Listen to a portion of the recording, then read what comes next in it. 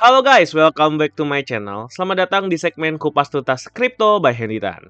Oke teman-teman, jadi sekarang kita akan update tentang Bitcoin ya teman-teman. Seperti yang teman-teman tahu bahwa tanggal 20 April kemarin baru saja terjadi halving Bitcoin. Nah, sekarang kita lihat apa yang terjadi pada harga Bitcoin dan kemungkinan implikasi ke depannya yang akan terjadi pada harga Bitcoin akibat terjadi halving ini.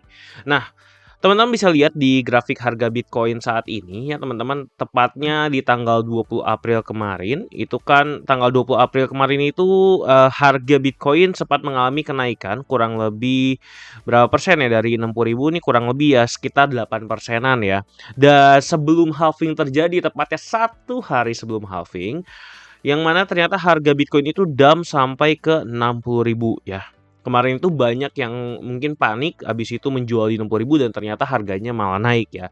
Nah, sebenarnya apa artinya ini gitu? Dan memangnya harusnya setiap kali halving itu terjadi apa? Jadi memang kalau kita lihat dari halving-halving sebelumnya, memang biasanya ketika terjadi halving itu akan terjadi koreksi. Ya, kenapa terjadi koreksi? Karena di saat halving itu kan berarti reward mining itu kan jadi tinggal setengahnya ya teman-teman. Yang artinya kalau misalnya teman-teman punya usaha mining, sekarang bayangkan teman-teman menjadi miner ya. Dimana kalau misalnya teman-teman mengeluarkan cost listrik sekian, untuk mendapatkan sekian Bitcoin, misalnya anggapannya begini ya teman-teman, cost listriknya itu misalnya Rp 1 juta rupiah ya. Nah, sedangkan hasil tambang Bitcoinnya, hasil mining ini gampang-gampangannya ya, itu Rp 1,5 juta ya, di mana di sini teman-teman mendapatkan untung 500.000. Nah, bayangkan kalau misalnya tiba-tiba si hasil miningnya ini hanya menjadi 750.000 gitu ya. Karena kan akibat Bitcoin halving maka rewardnya akan menjadi setengahnya. Artinya kalau teman-teman menjadi pebisnis sebagai seorang miner, apa yang akan teman-teman lakukan? Maka teman-teman jelas tidak akan melanjutkan bisnis mining ini, bener kan? Yang artinya yang ngapain gue lanjutin kalau misalnya memang rugi atau bahkan membutuhkan apa ya namanya, mungkin nggak di stop semua ya karena kan berharap harga Bitcoin masih naik, tapi kemungkinan akan dikurangi gitu sampai mendapatkan kepastian. Karena kalau misalnya tiap hari itu minus-minus terus ya sampai kapan mereka bisa tahan. Makanya biasanya ketika Bitcoin halving itu akan ada sedikit koreksi.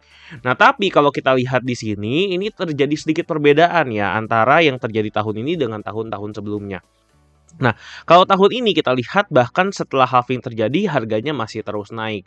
Pertanyaannya apakah karena logika yang tadi saya baru jelaskan tadi, Bitcoin halving berarti harusnya harga akan turun ke 50.000 ya kok. Nah, kalau menurut gua untuk yang kali ini sepertinya hasilnya akan berbeda. Karena seperti yang teman-teman tahu Bitcoin halving ini berbeda itu karena Bitcoin halving yang terjadi ini sekarang harganya sudah mendekati atau sudah berada di all time high-nya, teman-teman.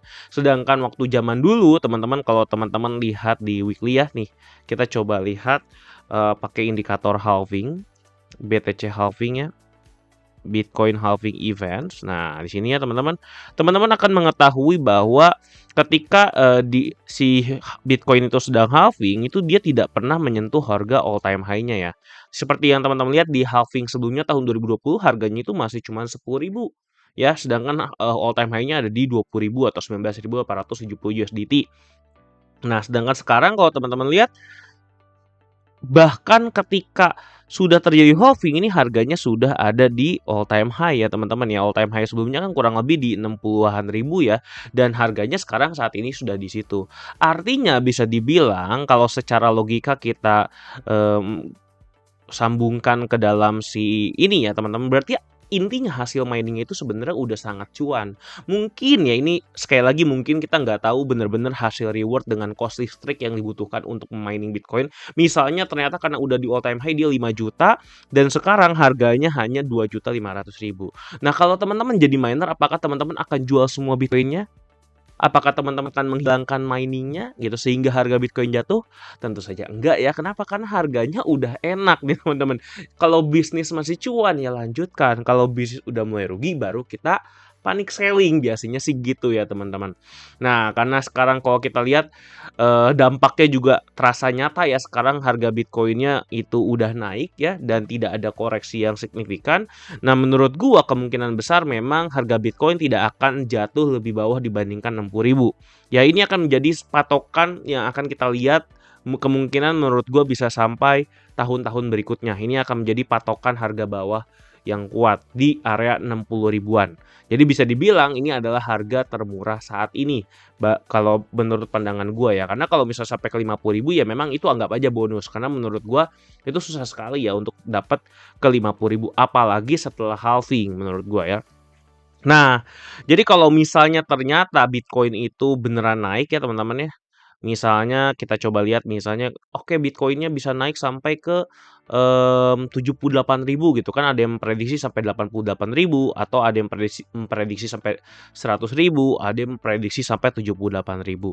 Nah, kalau gue sendiri sebenarnya prediksinya gampang. Ini kan dia akan muncul sebuah pattern, ini rectangle bullish pattern ya teman-teman ya, dimana kalau misalnya terjadi breakout ke atas, maka sebenarnya gampangnya kenaikan harganya prediksinya adalah kurang lebih sama dengan tinggi Powell sebelumnya ya, yang mana menurut gue dia bisa sampai ke 96 ribu.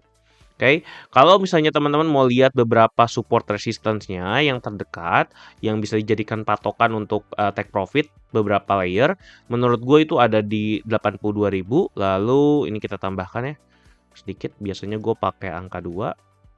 Nah, satu lagi di 88 ribu ya teman-teman.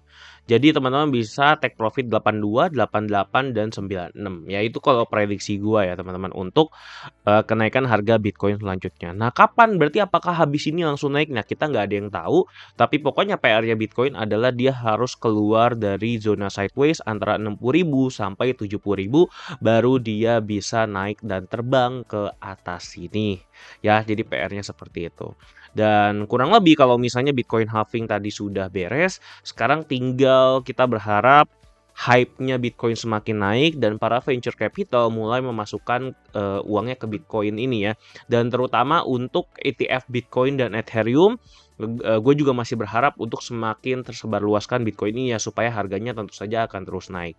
Nah, berarti ini harga paling murah atau harga udah tinggi nih, atau gue harus tunggu lebih murah lagi ya? Menurut gue ya pribadi, ya sekali lagi ini bukan saran investasi, tapi kalau menurut gue ini akan menjadi harga terendahnya nanti di 4 tahun lagi. Kayak sebelumnya ya teman-teman, ketika kita bilang harga 300 juta atau 15.000 dolar ini mahal atau murah, ya walaupun di tahun sebelumnya di 2017 ya, ini adalah harga yang sangat mahal tentunya karena ini sudah mendekati all time high. Nah, menurut gue ini akan menjadi harga bawah berikutnya nih, seperti yang terjadi di 2017, harga tertinggi 19.000, harga terendahnya jadi cuman 15.000. Dia tidak akan lebih rendah lagi teman-teman sampai ke 4.000. Nah, ini juga sama menurut gue, ini akan menjadi harga patokan sebelumnya nih, 60 sampai 70.000. Kalau harganya sudah terbang tinggi berarti nggak akan tertebus lagi nih 60 sampai 70.000 ya. Kurang lebih seperti itu. Dan untuk berita-berita yang berpengaruh kepada Bitcoin, sebenarnya teman-teman bisa lihat di sini ya, harga fee transaction rate di Bitcoinnya juga semakin mahal. Terus ya kalau menurut gue sih ini tidak ada berita yang benar-benar signifikan untuk Bitcoin. Tapi intinya kalau Bitcoin halving ya sekarang kita tinggal bersabar aja dan berharap harga Bitcoin cepat-cepat naik ya. Tapi ya masih panjang lah waktunya karena masih ada 1,5 tahun lagi untuk kita hold ya. Teman-teman bisa baca juga berita-berita yang bersangkut dengan Bitcoin, di mana intinya teman-teman bisa baca di sini implication next halving atau halving terhadap harga Bitcoin. Ya intinya ada 3 poin utama, yaitu investor should monitor of the Bitcoin market closely around halving event as there are often followed by significant price movements ya. Lalu miners need evaluate cost efficient energy of their operation in light of reduced block rewards. Nah, ini yang tadi gue jelasin ya, yang menurut gue ini adalah yang paling besar. Dan juga blockchain enthusiasts should consider the broader impact of halving on network security and transaction speeds ya. Jadi kurang lebih seperti itu. Nah, kita akan tunggu update-nya lagi seperti apa. Ya gue juga berharap kalau harga Bitcoin cepat pulih ke 70.000, dan di situ akan menjadi garis atau harga penentuan yang baru ya di 70.000, dan kita akan update apa yang terjadi dengan indikator-indikator lainnya. Oke? Mungkin itu aja sih teman-teman yang bisa gue sampaikan ya. Dan kita juga harus pantau si Fear and Greed Index ini, menurut gue masih cukup sehat. Pokoknya kalau misalnya dia udah masuk ke zona neutral, menurut gue udah layak banget lah Bitcoin untuk dibeli lah, karena harganya itu berarti udah masuk ke area netral lagi di saat market sedang bullish. Kuncinya sih seperti itu. Nah, buat teman-teman yang nggak mau ketinggalan update-nya, jangan lupa untuk join ke grup Crypto Hack di Telegram ini ya teman-teman. Di mana di sini linknya udah gua sharekan. Teman-teman bisa diskusi apapun di grup ini dan juga ada Discord-nya juga. Silahkan join karena kemungkinan besar kalau gua mau live pastinya akan di Discord. Oke, itu aja yang bisa gua sampaikan. Sampai ketemu di video berikutnya. Bye bye.